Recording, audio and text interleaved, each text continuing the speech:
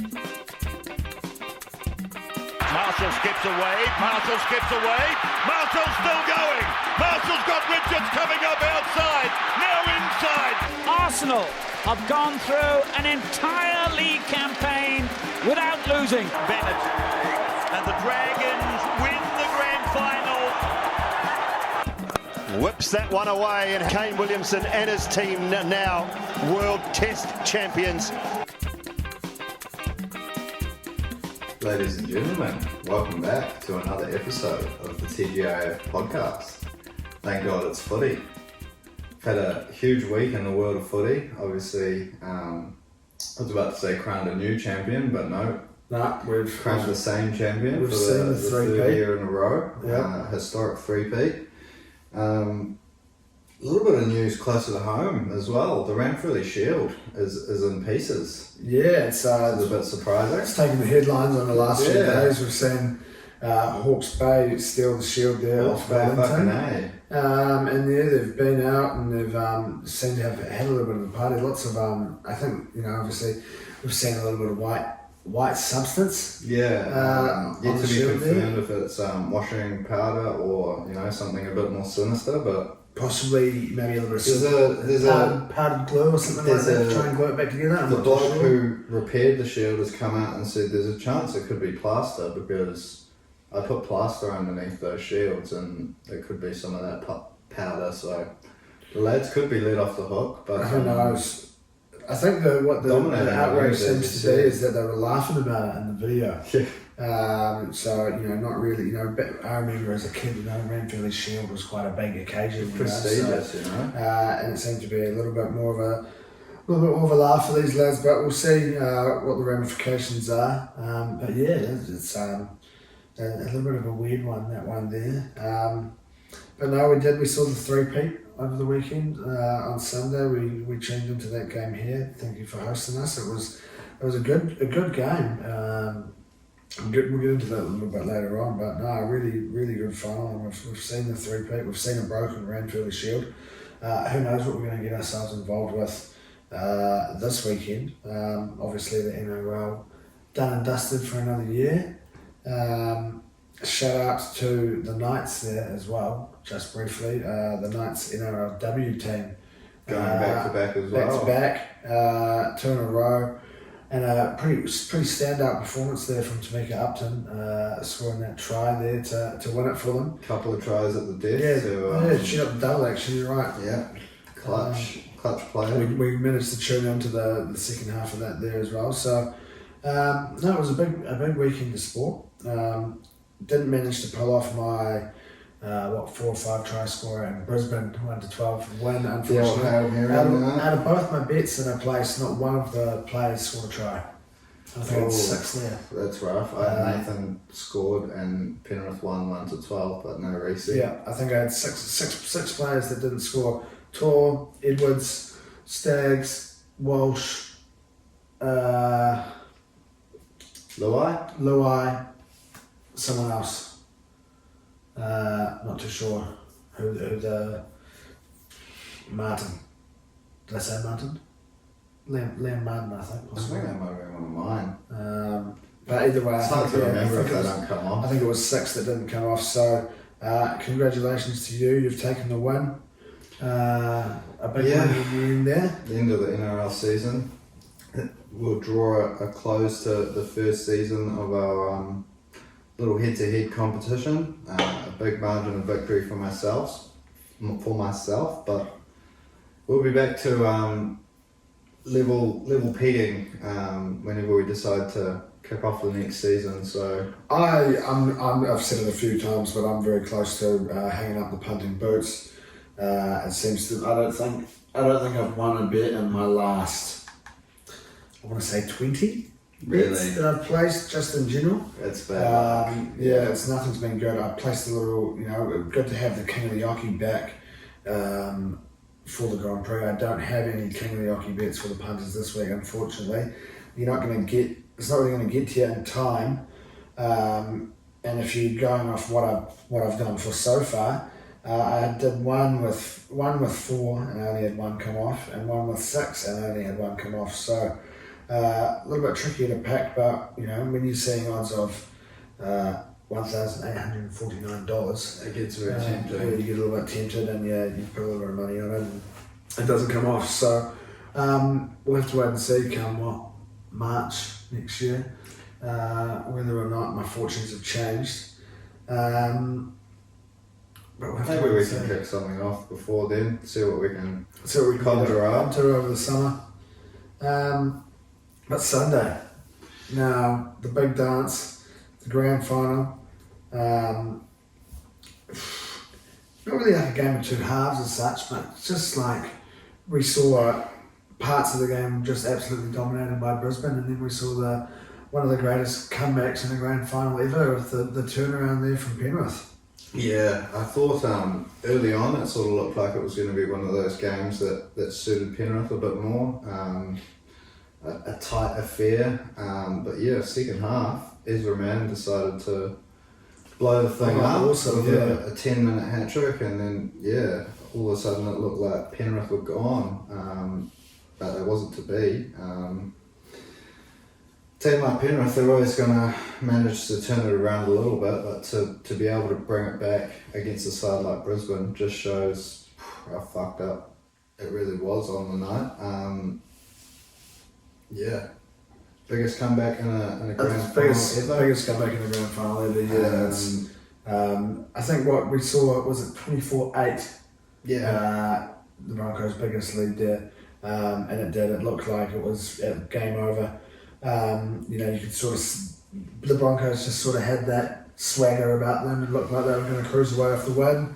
And then but you got a player like Nathan Cleary on your team, and that's no disrespect to the other 26 blokes that played on the day, and the rest. But you got a player like him on your team. It's a hell of a help. And we saw him at his best. There's no doubt about that. Saw him at his best there in that second half, and took the game by the scruff of the neck and made sure that we saw that three-peat. Yeah, it was a strange one for Cleary. Missed a couple of tackles on, I think, Ezra Mann for one of those tries at least.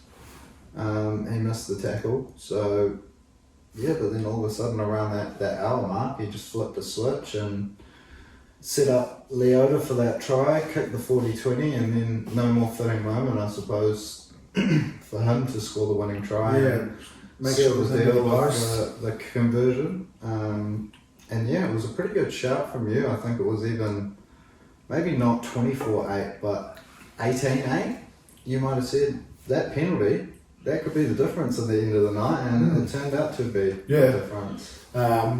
So not a bad shout from you there. Well, we saw the first try came off Adam Reynolds' mistake with the dropout. Yeah. I believe, and then the penalty came off, I think, a similar situation. Yeah, kicked the dropout. So, 8 points there, I guess, sort of gifted to them. And, it was unfortunate for Reynolds, I think, to see him have a performance like that. Reece Walsh as well, not his most outstanding game, but we saw, I guess, Mam steal the headlines there for Brisbane. And, it looked like he was going to be a shoe-in there for Clive Churchill medal. So, but no, Nathan Cleary comes in, steals the show at the end there, and a bit of a three-peat for them. I'm sure they'll be good to see Brian Toller there at the end, rocking the sunnies and passing it on to the kid. And that was something that I thought was a little bit unusual. The old ball handover. We saw, the final. Of both. You get in your medal, you pass over your ball. We saw who was it? The Knights Halfback, not passing the ball on. A little bit controversial whether or not she ended up passing on the ball later on, out of shot potentially. A few of them will have to give her the benefit of the doubt for that. I did see a post-match interview with her, and she didn't have the ball in her hand. She didn't have the ball. But an interesting concept, never seen it before. That's on her side.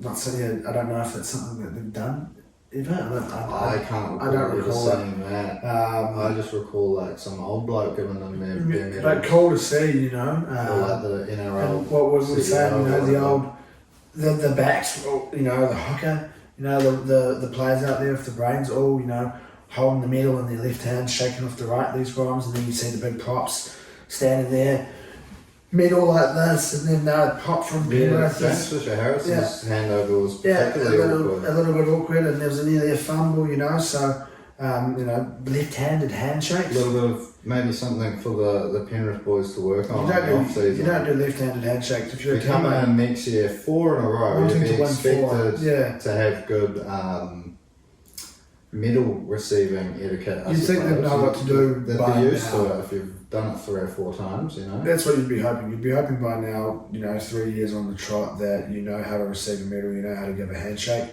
I know that obviously last year JFH got himself into a little bit of trouble with what was said. I know there was a little bit of a joke there said by someone, one of the higher ups there at Penrith this time around, saying that he's got laryngitis and that he can't say anything the following day. So just trying to keep, you know, everything under wraps. Obviously didn't want any dramas to escalate after that game, but yeah, probably one of the best grand finals I've ever seen, I think.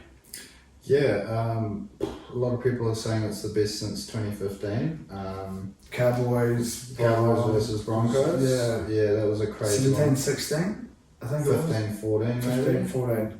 Or 7, maybe 17, 1 point in it though, It was JT kicking that field goal and Golden Point, but yeah, I think this one probably recency bias, possibly a big factor in this one, but yeah, probably the best grand final that I've ever seen as well, barring 2010 for particularly biased reasons, but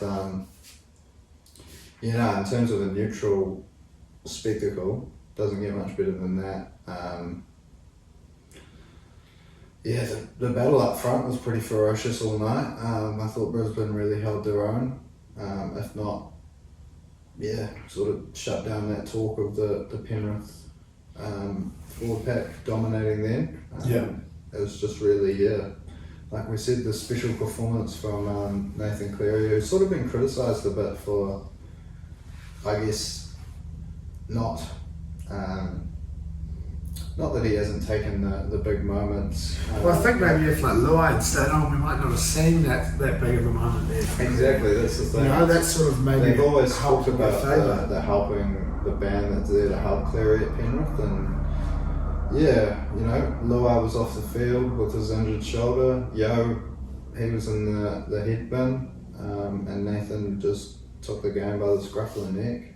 So yeah, a lot of talk before this, whether it sort of puts him up there with the great halfbacks already. 25 years old to go back to back. 100%. 3 premierships already. It's scary to think what he'll have by the time he's 35. Hopefully, he's something else. For the Blues' sake, we can see it on the Origin stage as well. But yeah, look, something else, as you said. 25 years old, 3 premierships back to back to back. You'd probably put them as hot favourites again, even without Stephen Crichton. Don't know if they're losing anyone else. Only player that springs to mind there is Crichton. And I guess 1 year. Who were they missing all year? Taylor May. Taylor May was out, and then they brought in Taruva. But then, you know, does Taruva go into the centres? You know, Taylor May comes back in, and then all of a sudden, it's not. Taruva comes in next Stephen Crichton. You know, is there no change? Who else? I'm thinking, who else comes in and slots in there for Crichton?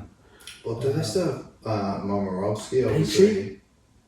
Yeah, Peachy's probably. I mean, you shut up, Peachy. Though, probably think man, you know, he was frothing at the most, going up there and receiving his medal. Does he slot in there though? Possibly not. Maybe early on in the season, but they've probably got some young bloke coming through. Yeah. Let's be honest, it's Penrith. How many times have we seen someone, you know, either drop out through injury or move on from the side, and they've managed to go out there and pick someone up for cheap in the market, or find that next local junior to step up and do the job. I'm sure they'll find someone within their ranks. But yeah, look, it's the end of the NRL season. I'm sure we'll be getting into a bit of test footy a little bit later on, once that comes up. What are we, end of the month? Do they have a couple of weeks off? Yeah, end of the Training, month all the maybe. squads seem to have been dropping out. Yeah, I've seen So that. the Kangaroos and the Samoan squads. A little bit of a talking point, I suppose. The Kangaroos fullback. You got no Walsh, no Edwards, possibly no Ponga as well. Maybe not, but Teddy keeps his spot. Teddy keeps his spot. I did see that. Yeah. A couple others that people are talking about. Addo Carr keeps his spot, despite maybe a slightly disappointing year, and but I'm sure we'll get into that a little bit later. Should we do some season reviews? A couple of season reviews. We'll have a little look. We'll start. I've just got a couple down here. We'll start down the bottom. We'll make our way up. That's what I was thinking. Yeah. We'll make our way up from the 17th. That way we can sort of get these two out of the way nice and early. Yeah. Short and sweet. Sandwich some bad news. Yeah, short, good news. short and sweet.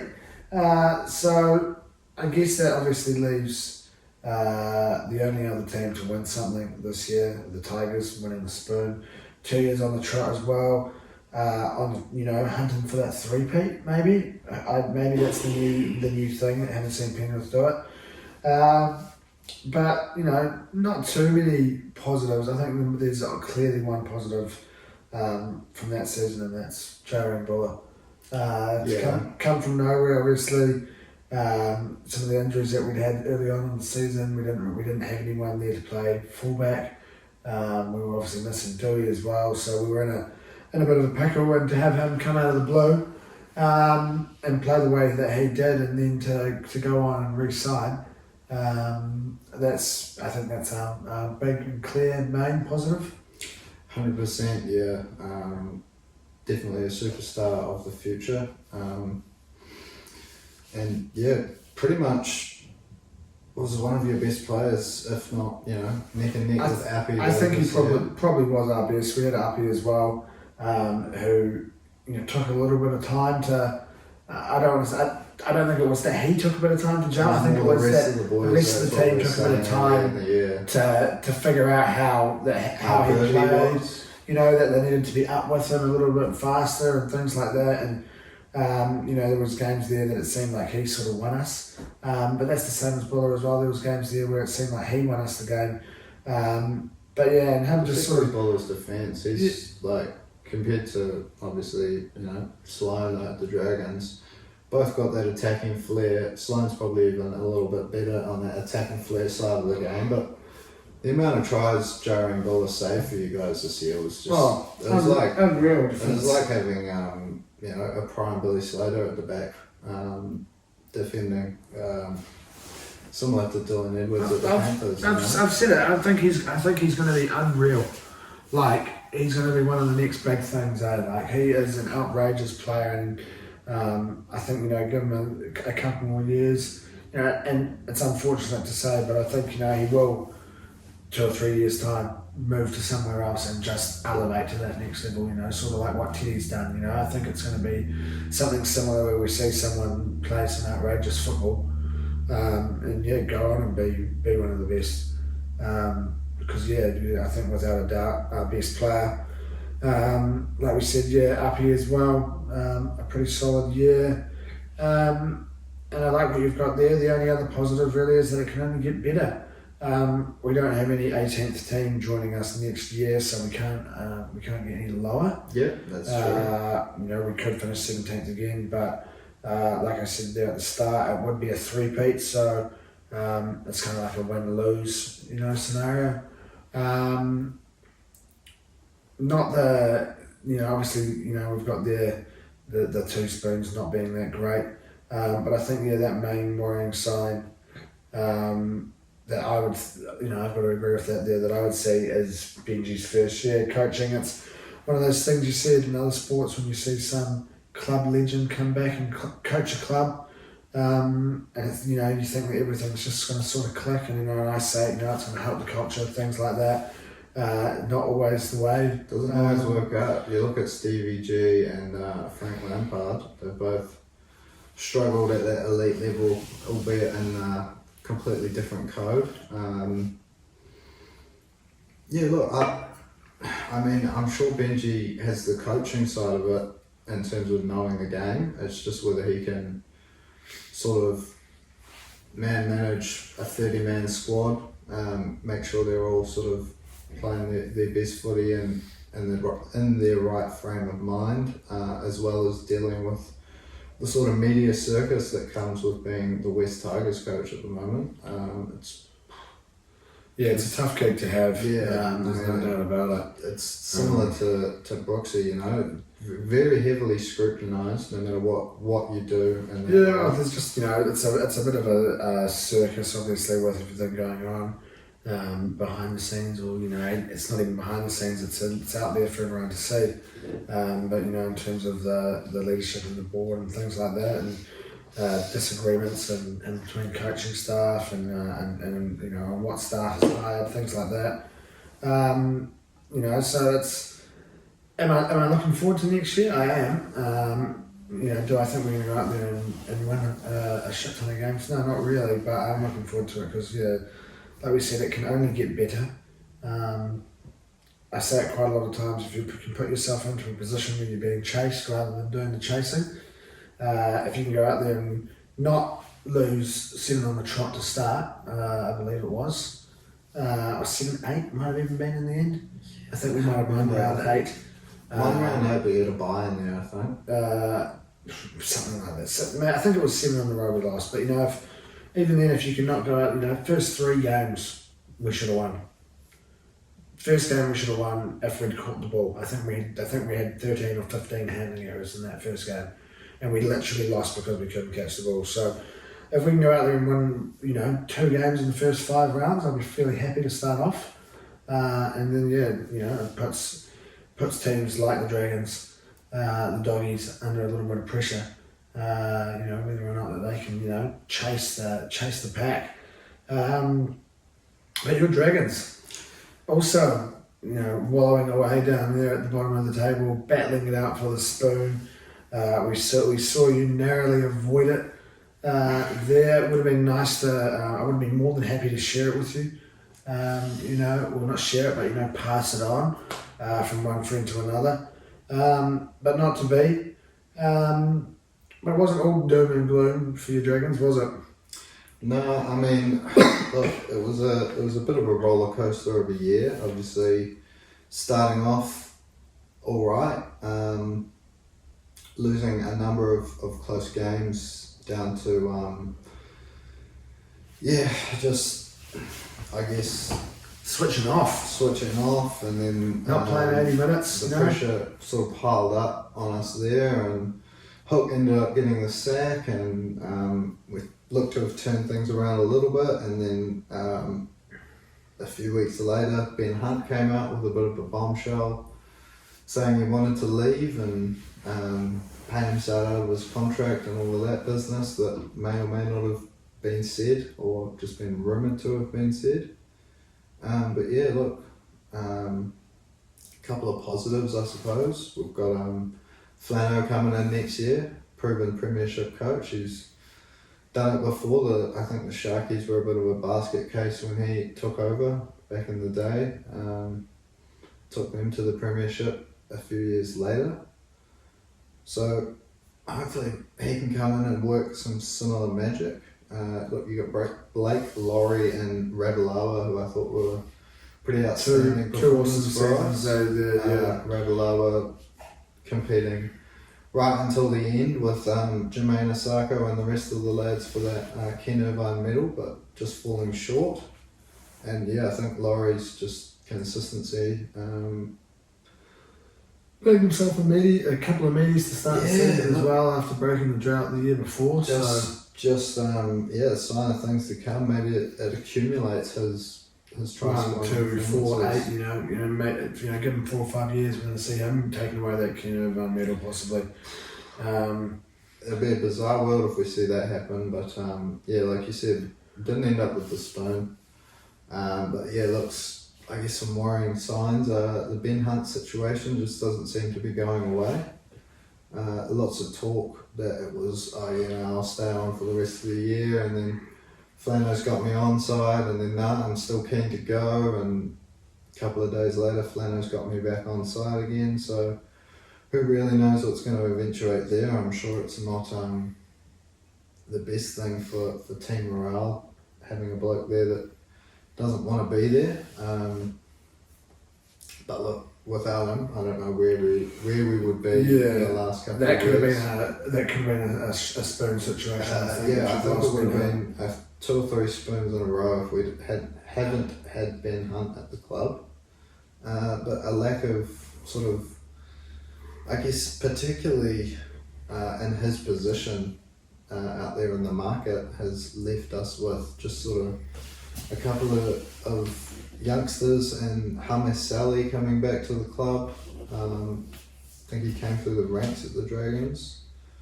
So yeah, look, it's not looking like the Dragons are going to make any huge leaps and bounds changes unless Flano can come in with a bit of magic dust. But look, like same as you, hopefully we can get out there and do a little bit better than this year. There is that room to get worse, which what are we saying? Are we saying 2 Fs? You reckon? Absolutely. 2 Fs. Just not maybe enough. any Enough good footy. You could always go for an F minus there for the Tigers, maybe for taking the spoon. F minus. Don't know if I've ever seen it. It's not something that you really strive for. 2 Fs, 2 F minuses, whatever you want to give them. 2 fails to the end of the 2023 season for those 2 teams. So we'll have a look at a few more next week. But we'll have a little crossover into a little bit of the round ball. Now, obviously, we segue into Arsenal, but we've seen a little bit of drama in the Premier League over the last weekend in terms of the VAR, particularly in that game there, Spurs up against Liverpool. Yeah, it's honestly mind baffling to hear what sort of come out of the PGMOL's statement. Pigmore. It's mind baffling really to think that the VAR's in there not being on the same wavelength as the referee out on the field, and I don't know how being how able it to works. intervene That's very unusual. surely Luis Diaz absolutely robbed of a goal. because the yarn was that he thought it was given a goal, so he said check complete because it's sweet, it's onside, whereas the ref saw the linesman's flag and It's don't know how they don't say, oh wait a minute, actually what are you doing, like it shouldn't be that free kick. just no communication though. That's the big thing there. But yeah, definitely a little bit of drama. We've had 2 games there. 2 games, I believe, since the last we spoke. We've had a Carabao Cup appearance and a Premier League game.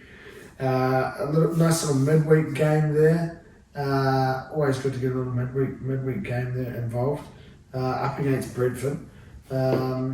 We saw the return of runners there in goal. Obviously no availability there to play David Raya being on loan from Brentford, but I wonder, a win and a clean sheet.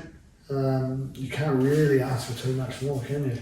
No, you can't really ask for too much more, particularly in a cup competition when goal difference doesn't matter. Especially, you're up against Premier League opposition, I know it's only Brentford, but they're playing some good football, and you do see a little bit of rotation, obviously, so.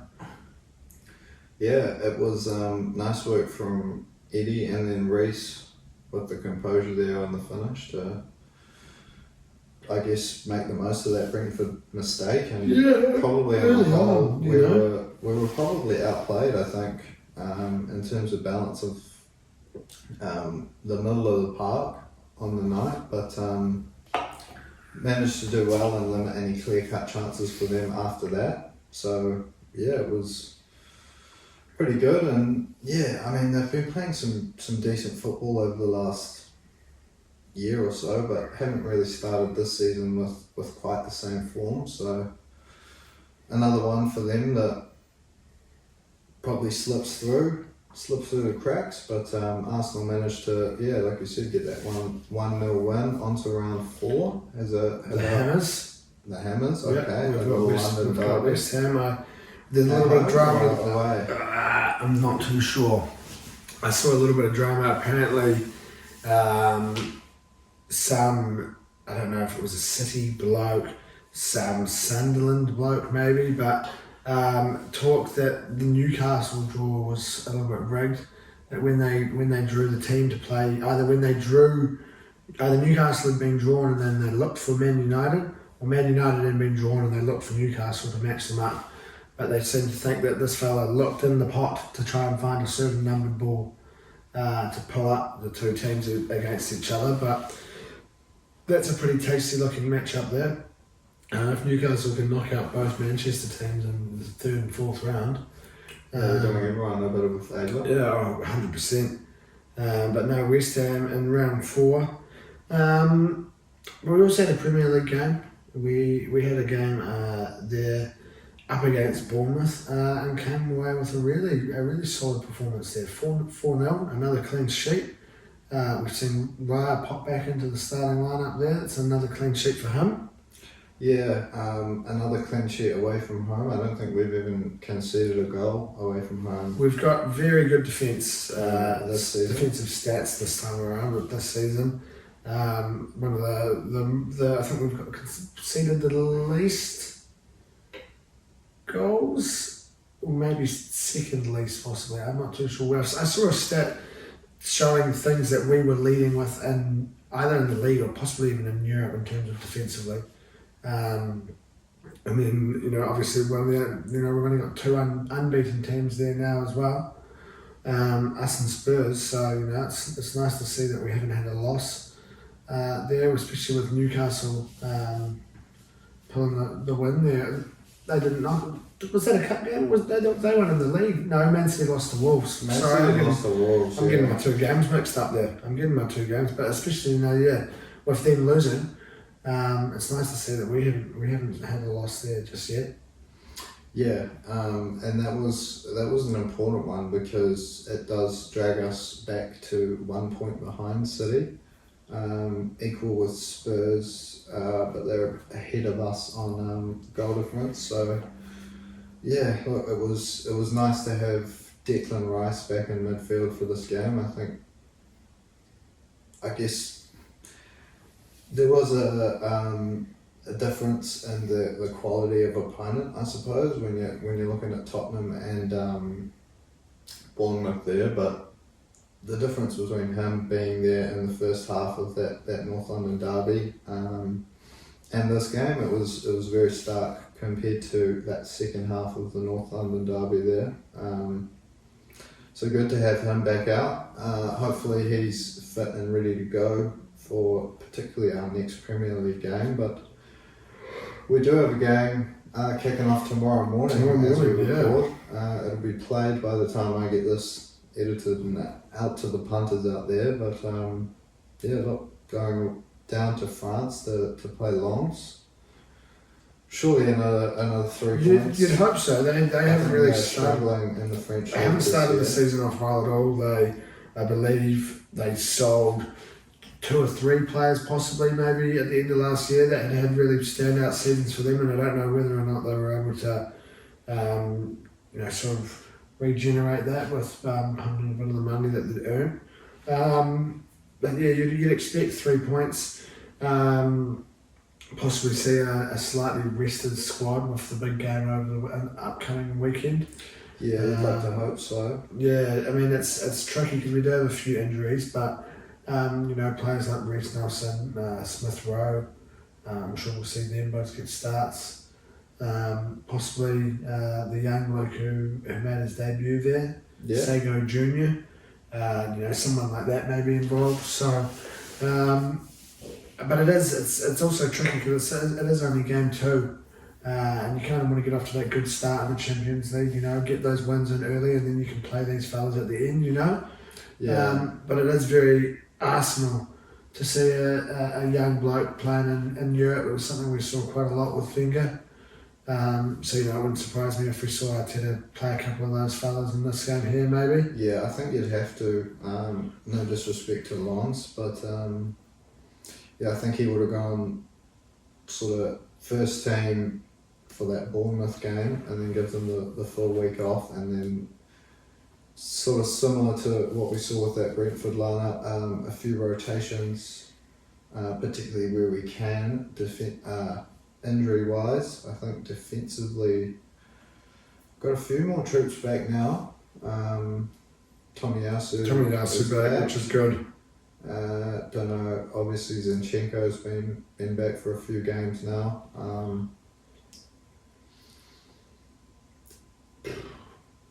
But yeah, the big one. It's coming Monday morning, I believe. I think so. I don't think it's Sunday. Let me have a look here. But yeah, a huge game. A chance to go top of the table if Spurs can drop some points, do us a little bit of a favour next weekend as well. 4:30 a.m. That's a shocker. On Monday. Yeah. That is a shocker. First day back at school for the term as well. I'll be working from home. I might be in bed by 8 o'clock the night before, possibly, see how we go. Yeah, I mean it's a big game. It's a good chance to see how we match up against City this year.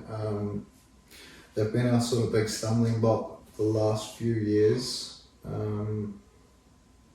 Particularly obviously last year when they managed to chase us down and beat us. Was it a couple of times in the space of a week? Yeah, I think.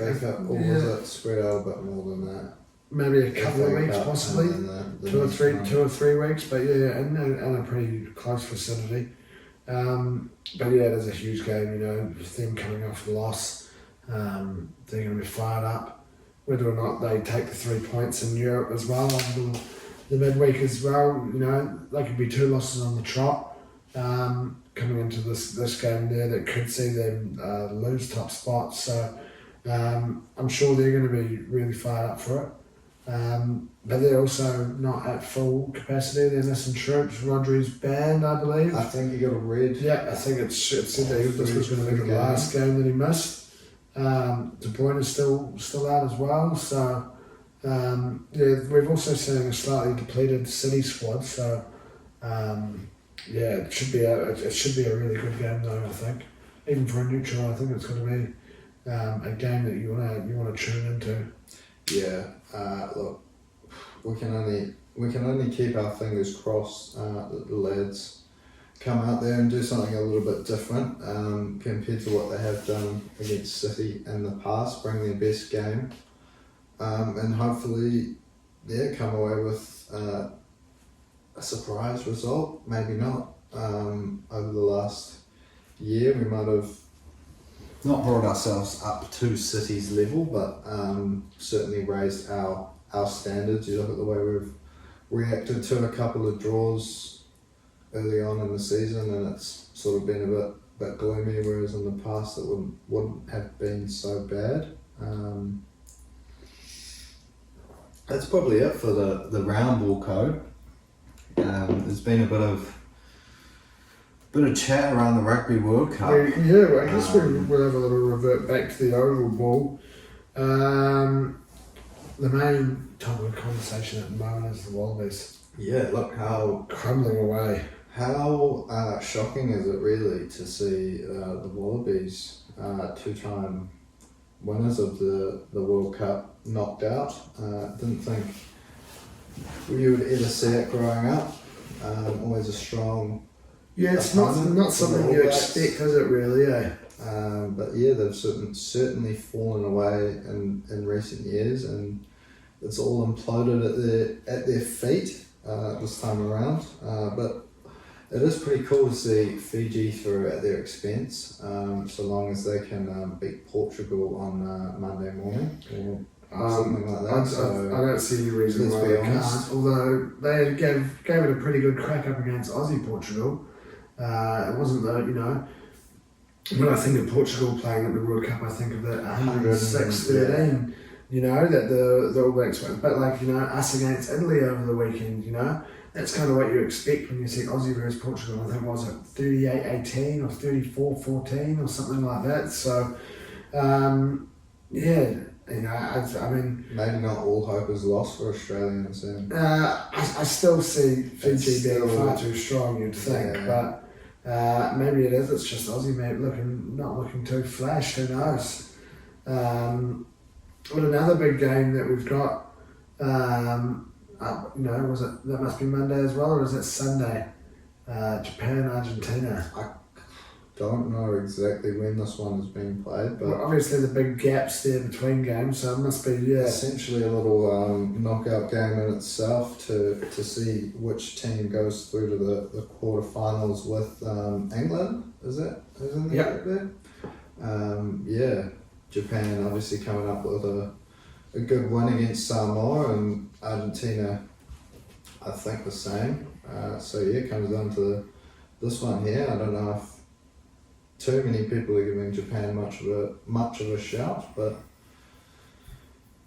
that'll be another cool team to see go through the quarterfinals. That'd be awesome to see them. That's also the easy side of the draw as well. No disrespect there, but I think got Fiji Wales and England going through. I think if Fiji go through, they have to play England, I believe. Who they beat like a week before the Rugby World Cup. So, can you imagine that, seeing them make it through to the semi-finals? Imagine if it was a semi-final Fiji versus like Wales or even Japan or Argentina. Fiji, Japan in the World Cup semi-final, wow. So you had one of them in the final.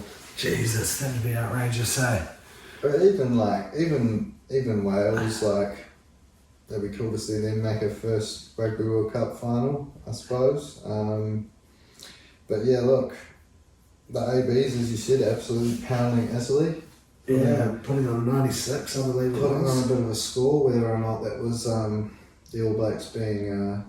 Might have been the Black Caps, because it was pretty close to a cricket score. It was, actually. It could have been the Black Caps, I believe, out there up against the Italians. But, yeah, really putting the nail in the coffin there in that one. Leaves us with one game to go, I believe.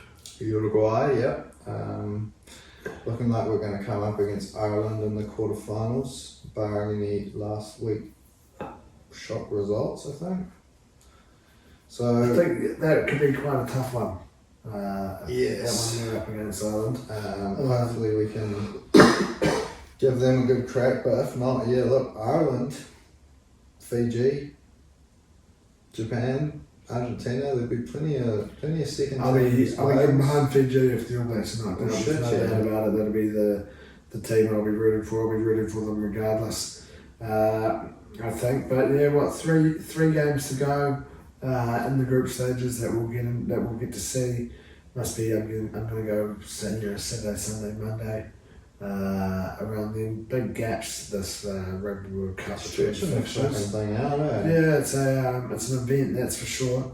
The French putting on a bit of a party over there. Bit of a festival sort of vibe, I guess, yeah. But continuing with our World Cup theme, Cricket World Cup starts this week. I believe we had our last game, must have been overnight yesterday. I think so, yeah. It rained off.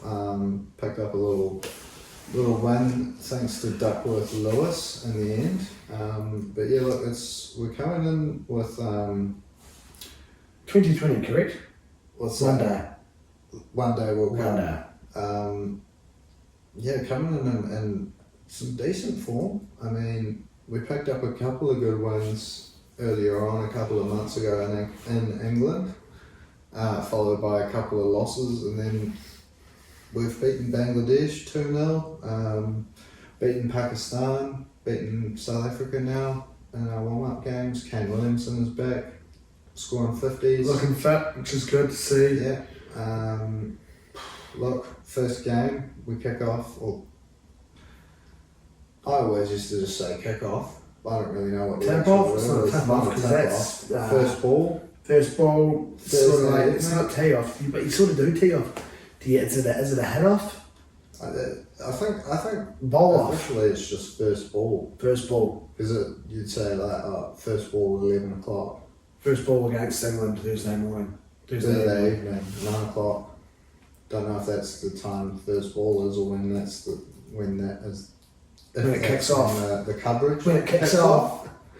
That's when kick-off. The coverage Kick-off at 9, but sort of tips off about 9:05 or so, and then first ball by 10 past. Possibly, Something keep along your those eye lines. out for maybe some further announcements. Yeah, just maybe have a look at the old Sky Guide, and also any cricket aficionados, let us know whether or not we've got that correct. Yeah, but it is first ball. Tip off, kick off, head off, bat off, catch off, maybe I stump. don't think it's any of those. Stump off?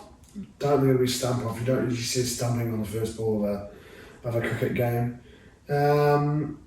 Surely Definitely not a man cad. not a man can in the first ball. first ball. I don't know if I've ever seen that. That'd be outrageous.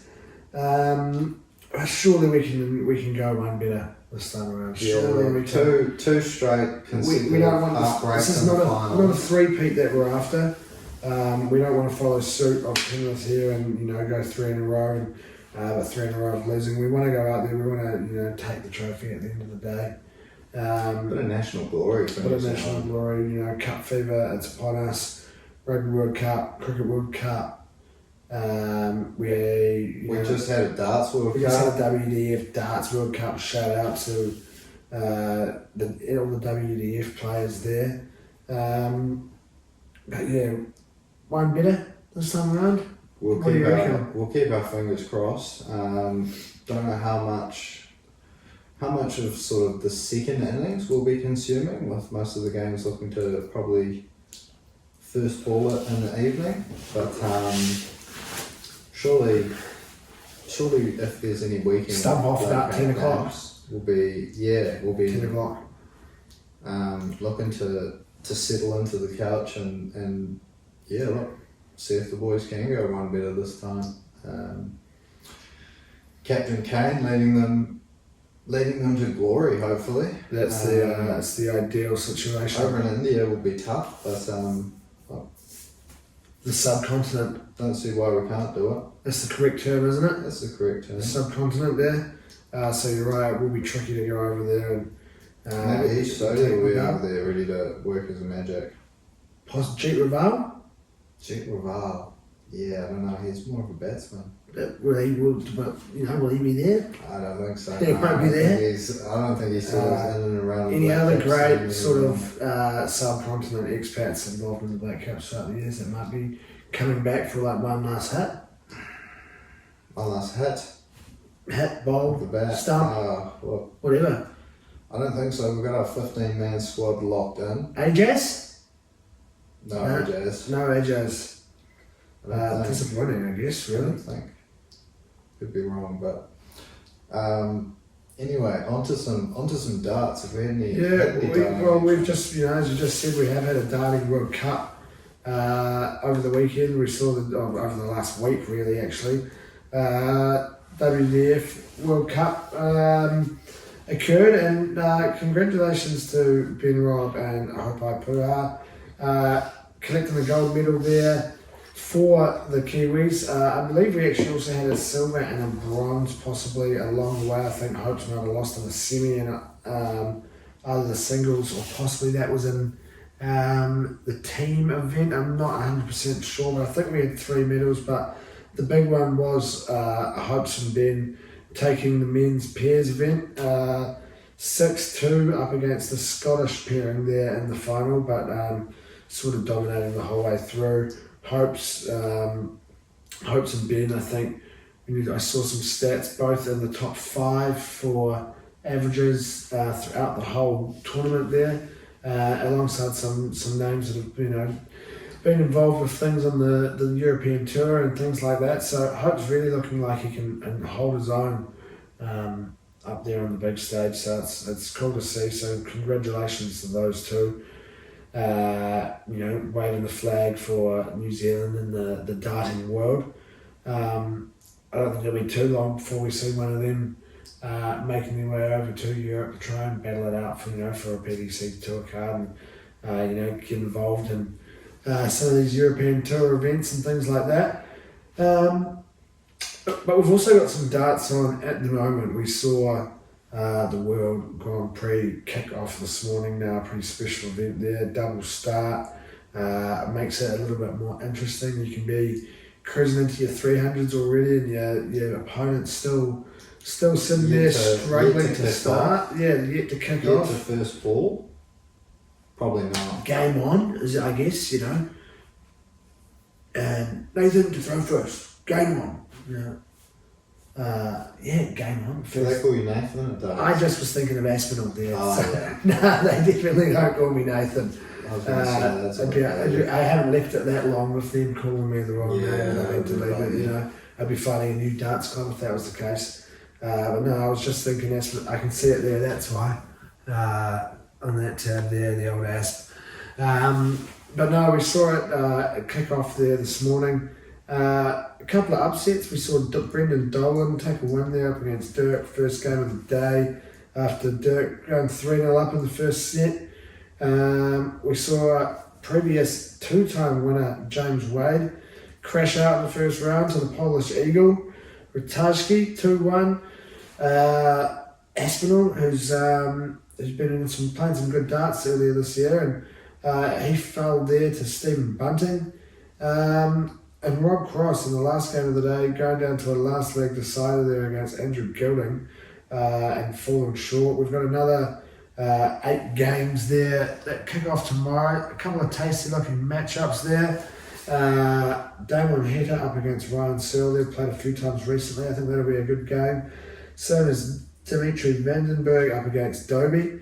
But MVG up against Josh Rock. I think that's a really tasty looking matchup. Josh Rock, bit of an up and comer, been around for a wee while now, but a young bloke, someone to sort of challenge these players like your MVGs, Gilman Prices, things like that are going out there and winning all these trophies. So it runs through. When do we run through to final? I want to say maybe Saturday, Sunday. So, but big matches. I don't know what it's first to in the final, but the big long match. I think the semi-finals might be like about an hour and a half long each, possibly if they go to their full extent. But yeah, big long matches when you get into set play. That's probably about it in terms of the darting world. Shout out the Birkenhead RSA Winter Open this Sunday. I'll be going out there. That was my first ever darts tournament I appeared in the Winter Open last year. Made the consolation final against Jason Tuhaka. Got absolutely pumped 5-1, I believe, but pocketed $50. Got myself a dartboard in the raffle, so I'll be looking to go out there and go one further myself, like the Black Caps. Go out there and hopefully take a dub. Move myself just maybe about that far along the Oki today, not too far, but it's a big distance there in darts, and just seems to have switched something up a little bit. So who knows what we'll see there come Sunday there at Birkenhead. I think this probably wraps us up. As always, thank you for listening. Thank you for tuning in, however you may do. Remember to give us a like, a 5-star, a comment, a subscription. We're still waiting on one of these fucking voice notes. We haven't had one, have we? Nah, not unless I was fucking out. Collins, send us a voice note to the TGIF account. Osh, Fred, if you're listening. Anyone else out there who's actually still tuned in at this point in the podcast, send us one through. Enjoy your week ahead. Enjoy your time away from the NRL footy. It's a sad sight, I know, but enjoy the break. If you've managed to find something else to have a punt on while we're away from the NRL, maybe share it with us. Share it with us, but do it responsibly. And hopefully we'll see you next week. Sounds good to me. We'll see you then. Ciao. Marshall Marshall skips away. Marshall skips away. Marshall's still going. Marshall's got Richards coming up outside. Now inside. Arsenal have gone through an entire league campaign without losing. Bennett and the Dragons win the grand final. Whips that one away, and Kane Williamson and his team now World Test champions.